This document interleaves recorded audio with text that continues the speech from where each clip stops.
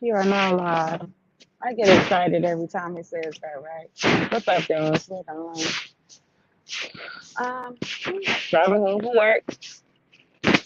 This is moving a lot, and I decided to um, chat with you guys while I'm driving home. Well, no, I'm driving to pick my daughter up, and we're gonna go house hunting again. I hope everybody's having a good day. I mean, it like rained all morning, and now the sun has come up a little bit. It's still like super cool. I have no control over that. I was actually in the AA meeting this morning. It was so funny because I didn't get to hear the topic, the start of the topic, because I was, getting ready for work or whatever. But when I was able to tune in and start paying attention, it was so funny because the few people that commented before me were talking about moving and cars and just different financial issues or whatever. I'm definitely going to try to hold on to my car as long as I can, uh, just because for me getting a new home is a priority. But it was just like, what a coincidence that the universe had put that out there, and to hear other people, talking about how they feel about the situation and different things like that, it was such a relief. You know, um, it's crazy because like I had to admit, that I did have an issue with cross addiction, and that I had got to the point where I was spending money, just spending money. Um, I'm in a position where I can make money easy, and I don't take it for granted. But what I do know is that I have to protect myself and protect my peace, which is one of the reasons why I'm like, yeah, I got to get up out of there. Um, because I know as long as I stay in an environment like that, I'm going to constantly try to find ways to cope and deal with those things. Um, but yeah, that it was just so good to hear because a couple of other people ended up bringing up addiction crossing or whatever. And it's basically you put down one addiction and pick up another. Um,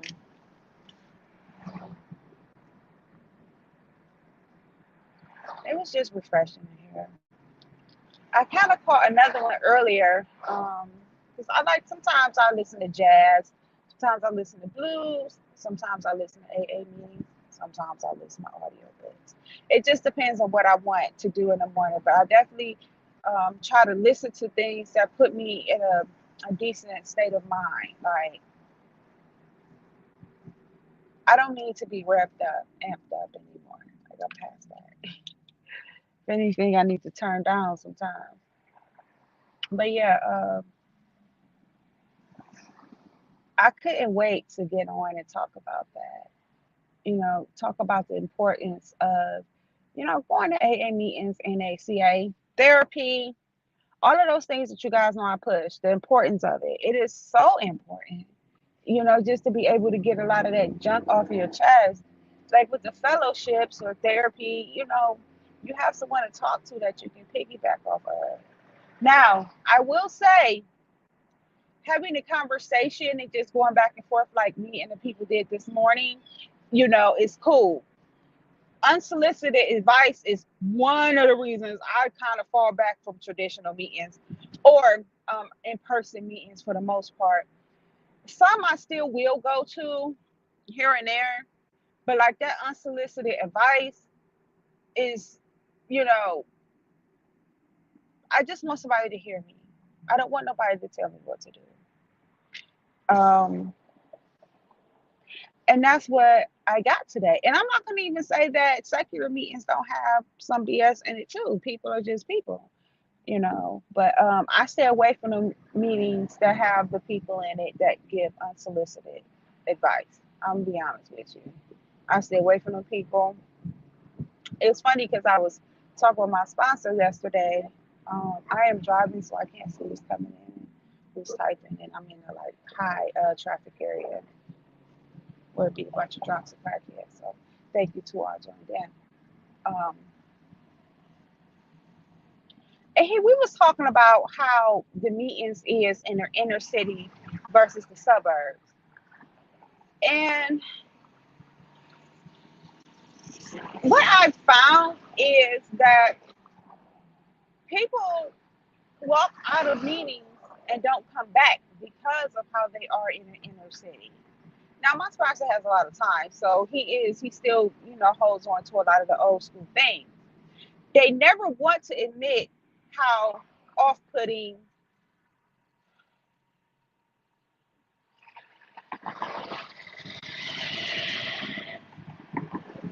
I am so too close on this part. I can't even go around. It's so nerve-wracking. But yeah, they don't talk about how off-putting these things is. They like to deny it because they talk about the ego that you're supposed to smash. And I'm sure some people are gonna hear this and disagree. This is just my opinion. I am not downing AA. I'm talking about some of the characteristics of people in AA. Everybody in AA is not a representative of what I'm talking about. As a matter of fact, my sponsor really isn't. He just likes to ruffle my feathers because he knows I'm going to argue with him and ask him a bunch of questions. Not that I have gotten that out the way. Um, the big book talks about this ego thing and smashing the ego and all of this.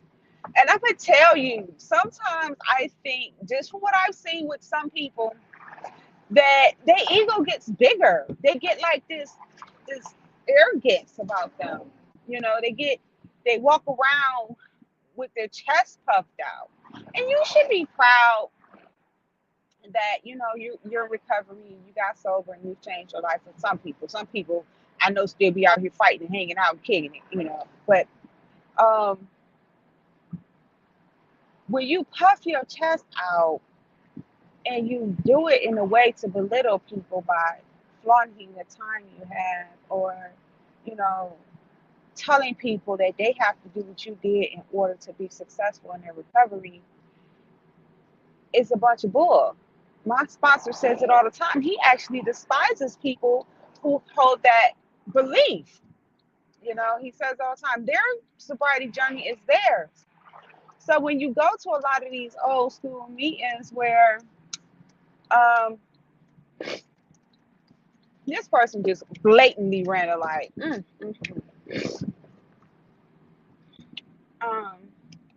on, kids.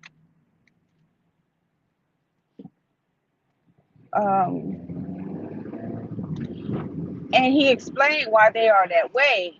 And I said to him, like, I see a lot of people come and they walk back out. And the thing they say is, I don't like the fact that I can't stand up and say what I want to say or be who I want to be. Or if I mistakenly say something because I'm not familiar, because you have different types of meetings and treatments and blah, blah, blah. And you get shunned. They dog you. And I've seen it. I'm like, dang. And some of these meetings, it's it's because of COVID. But some of these meetings wasn't even pulling 10 people. And a lot of those people, sometimes when they are pulling people, they don't like to tell you, but it's a lot of people in there just to get their papers signed. And I mean, I guess whatever. You got people talking about they've done this for 20 years, and this is how it is, and this is how it should be, you know. But let's talk about the real numbers. Anybody know the real numbers? No, AA don't keep count. NA doesn't keep count. Can you really prove that what you do works for other people? I'm just asking a question. You can dislike this video. You can argue with me in my comments. I'm probably not going to want to respond. So later, I said you can argue with me. Just whatever. Like I said, the foundation of AA is a wonderful thing, even for those who are atheists and agnostics like myself. Hey, big old troublemaker. The concept for AA is a wonderful thing.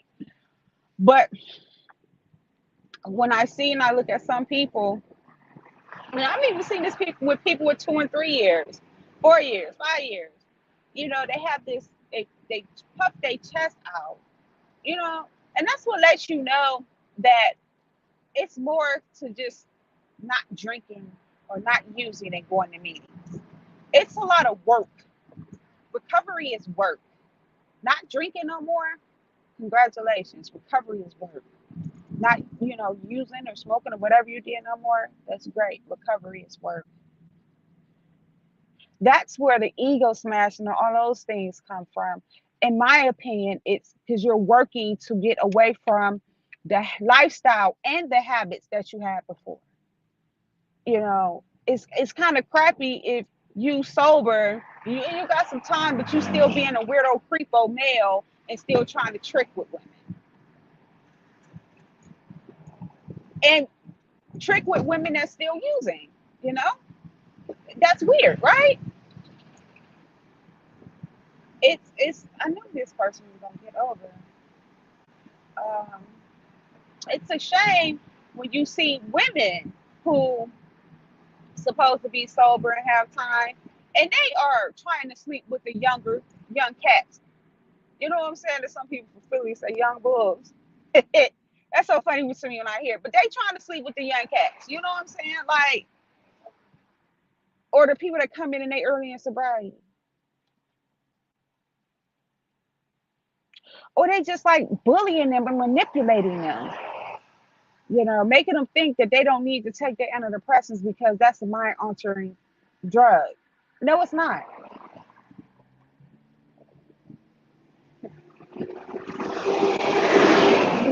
You know, the idiots don't realize that drugs and alcohol mess you up. It messes up your chemicals and different things in your body, especially drugs. It's like alcohol. It fucks with your DNA.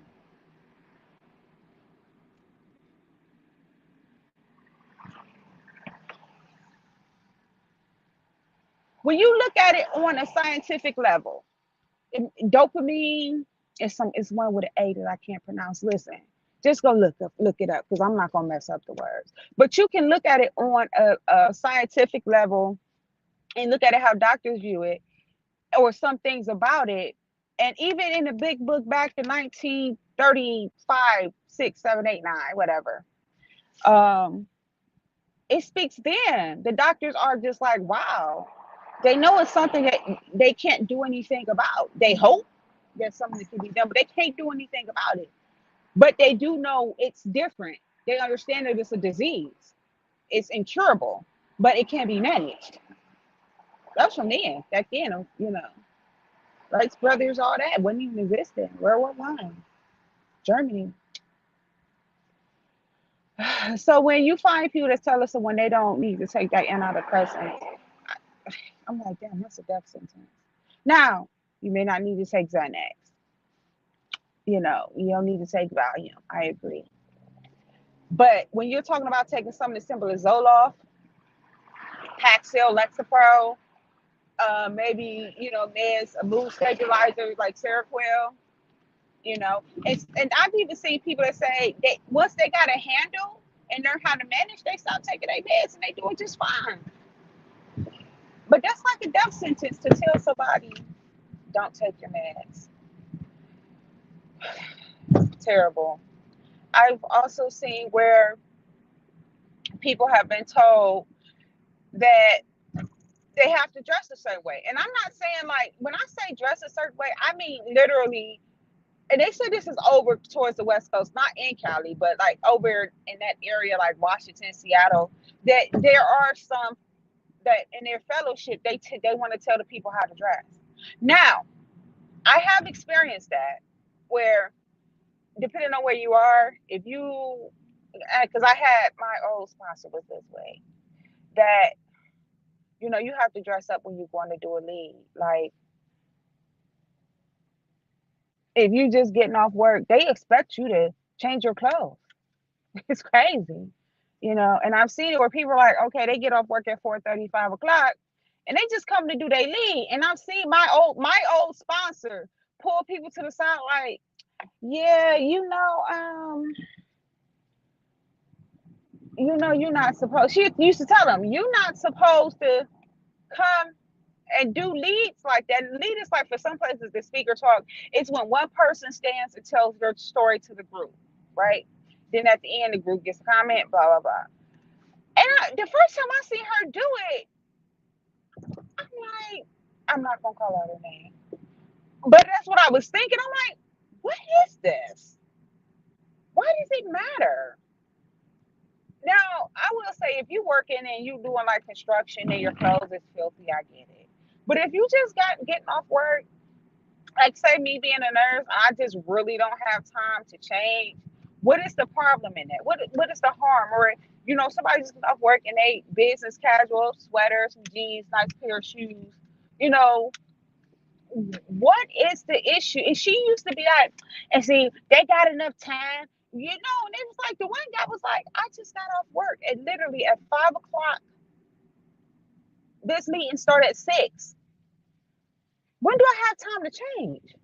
Well, you could have brought your clothes. And I remember him telling her, like, look, don't worry about me. And if that's the case, don't ask me to lead at this meeting no more.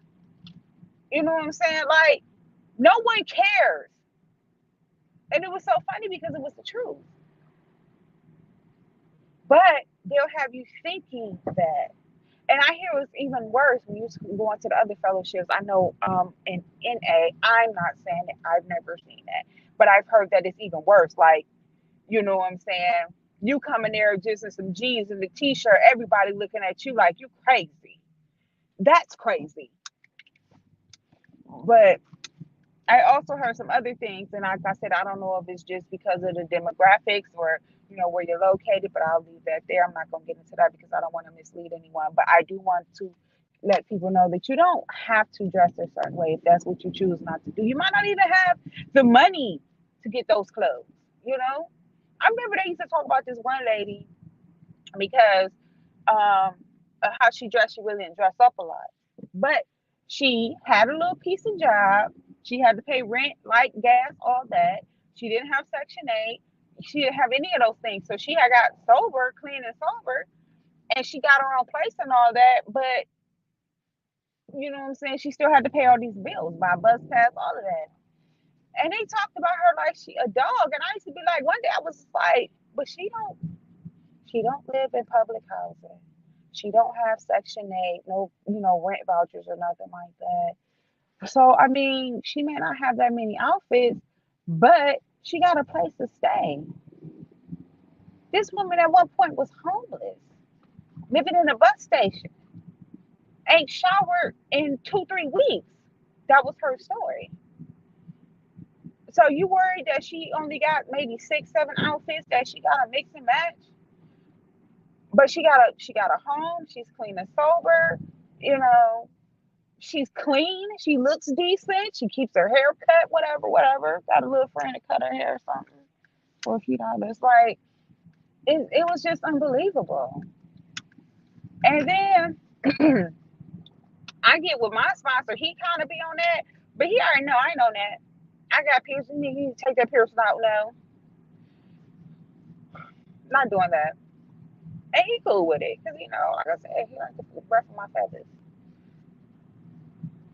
But it's just off putting. And I hurt when I think about that because it was many times where I was just like, what? Or I'm not doing that. Like they had this thing. Now I get it. For those who have time, get to the meeting an hour early. Somebody do gotta set up. She used to want me to come an hour early. And I used to be like, first of all, lady, I have kids. I have to make sure somebody gonna watch the little one. My husband ain't got nothing to do. The older one may not be. And I just wouldn't do it. You get a half an hour. And then it would just mess up with my ADHD. Cause like by the time the meeting started, I ain't hear nothing nobody got to say. Cause I'd have been sitting here for an hour. I couldn't do it.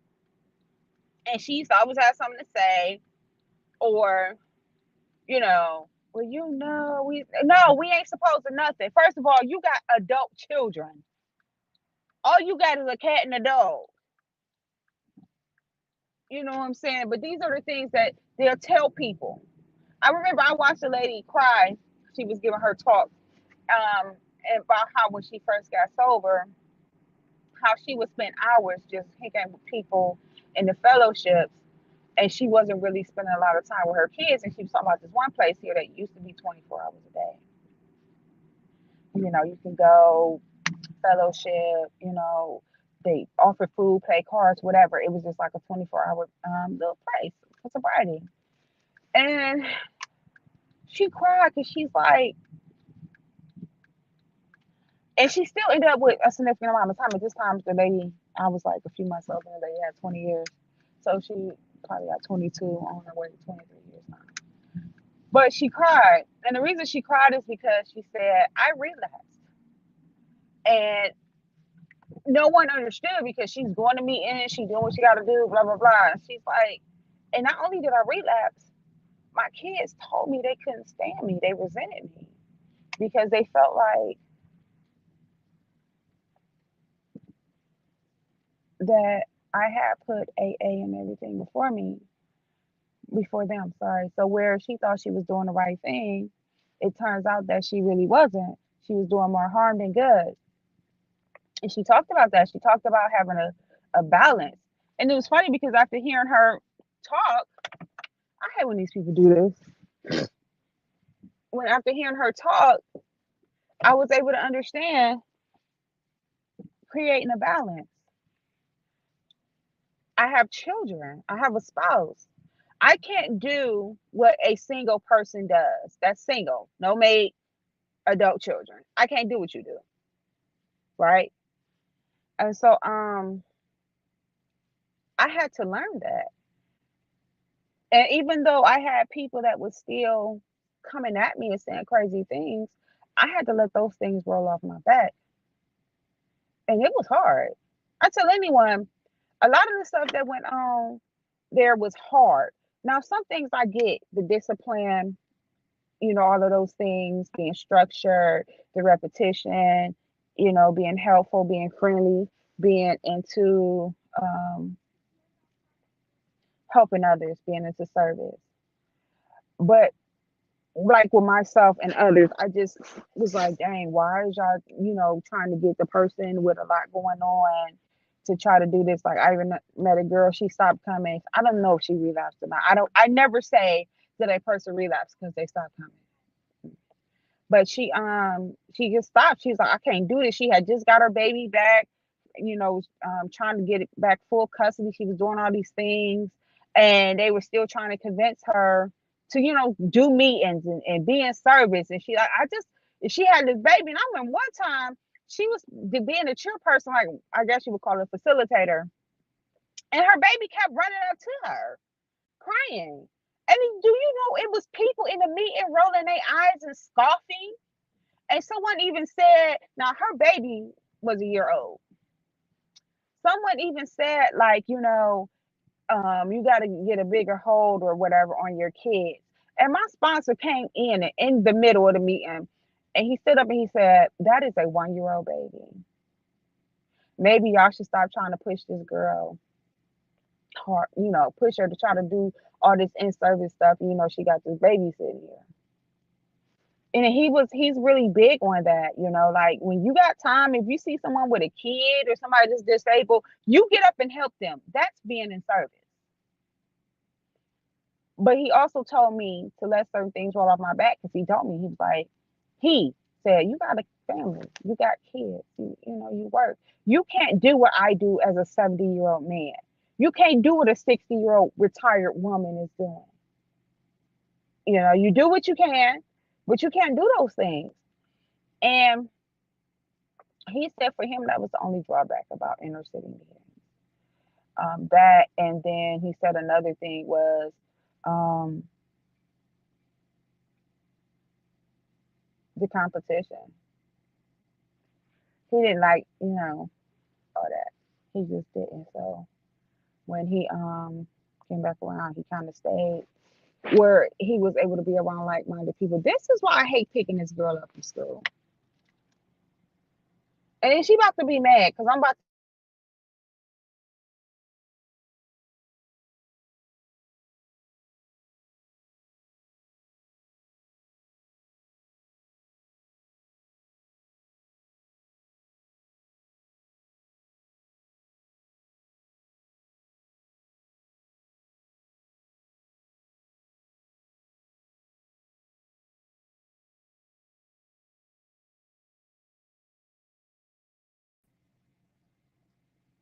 And then when she see me with an attitude and she get in the car and she know I'm impatient, and I tell you to be at the door at this time, unless something change, be at the door at this time. I've been sitting here for like 4 minutes, 5 minutes, and some know that's petty. No, it's not. She had enough time to get here.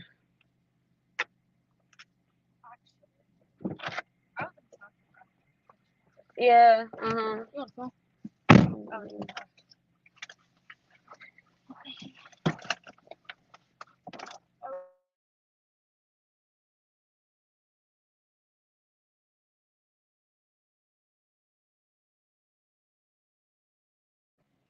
Okay, that time I muted it so y'all wouldn't hear that stupid noise. Hey y'all.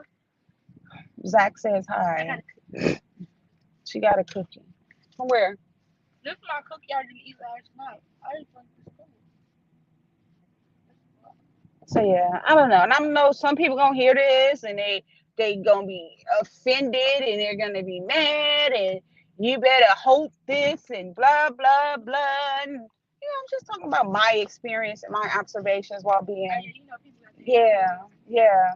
act like But don't matter. getting a male sponsor, hey Shay, thank you for stopping by. And having those raw and organic conversations with him that I couldn't have with women and still learning things. Like I said, he's still old fashioned, he's still old school or whatever, but um it's not as bad as it was with because it was also a lot of things that he didn't agree with. Like not making a newcomer not do anything but just sit there. He come from the era where they went on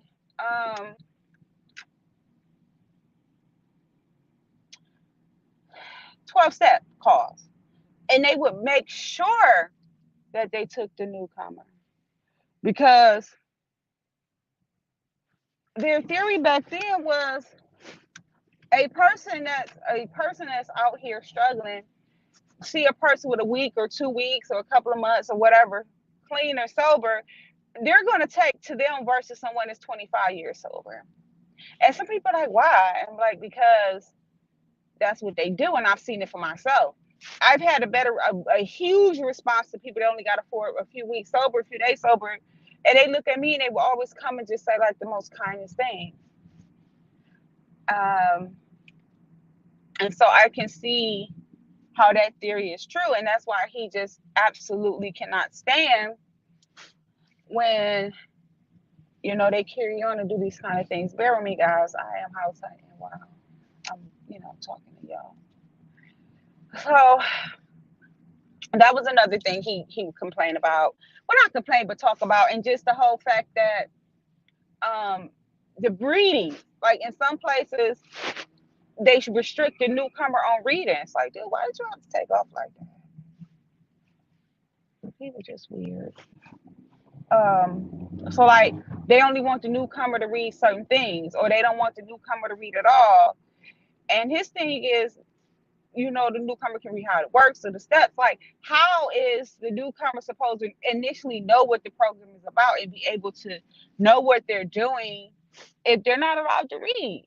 Everything is repetition. That's why y'all reading the stuff every meeting, right? That's another thing he just cannot stand. Um, and I get it. Like when I first got sober, the first sponsor I had, all I could read was the preamble. And I remember the first time when I initially met him and I told him that, he was like, oh, he just, yeah, what he had to say wasn't too pleasant.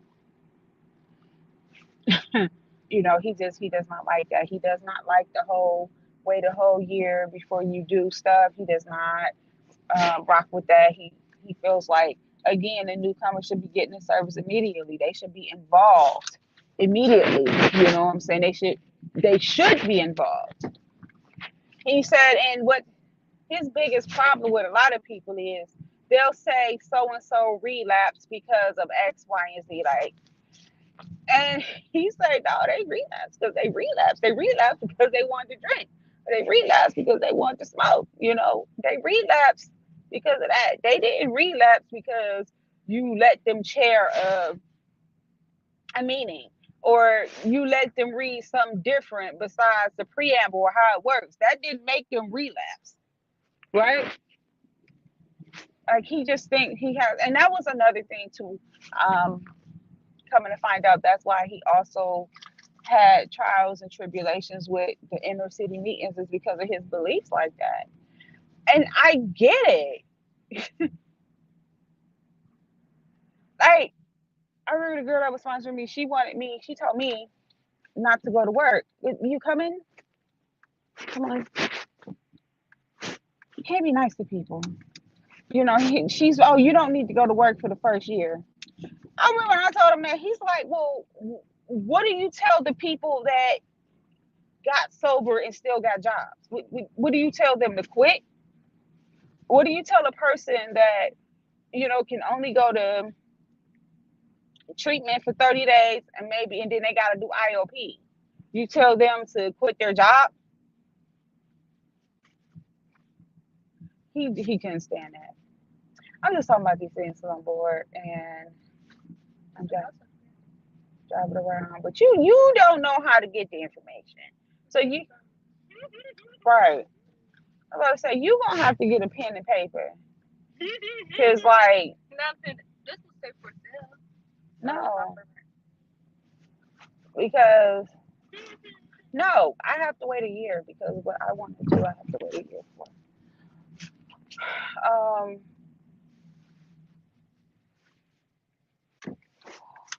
I forgot what I was about to say. So don't worry about it, people. Probably wasn't that important anyway, if I forget. So yeah, that's my spiel. I said I'll get up and say some bull crap, What? Girl, leave them Jewish people alone, honey. They ain't bothering you. I was wondering, they're at home, do they wear the same stuff they wear? Of course not. The ladies they may wear shorts or whatever, little leggings sometimes. They don't, it's just a custom for them to wear that stuff outside. But I mean, you at home. Who's looking at you? Even at the gym, I've seen them in there, like, they have some shorts or a skirt, they still have on the leggings. I'm sure they can't show their legs. Mm, it's kind of a catch 22 with that. What that say? We buy houses, this house is fine. I guess